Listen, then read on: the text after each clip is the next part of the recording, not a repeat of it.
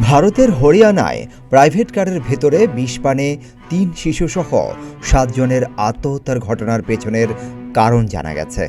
মঙ্গলবার ভারতীয় গণমাধ্যমের খবরে বলা হয়, আর্থিক অনটনের কারণে বিষ খেয়ে আত্মহত্যা করেছে তারা। এনডিটিভি বলছে, পরিবারটির কর্ণধার প্রবীণ মিত্তল প্রবল ঋণে জর্জরিত ছিলেন। তিনি তার চাচাতো ভাইকে বলেছিলেন তার প্রায় ২০ কোটি রুপি ঋণ রয়েছে।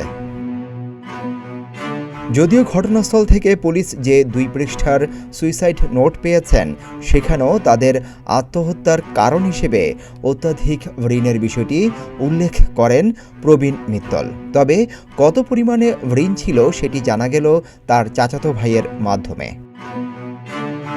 সিদ্দিকুর রহমান রোমন, প্রতিদিনের বাংলাদেশ।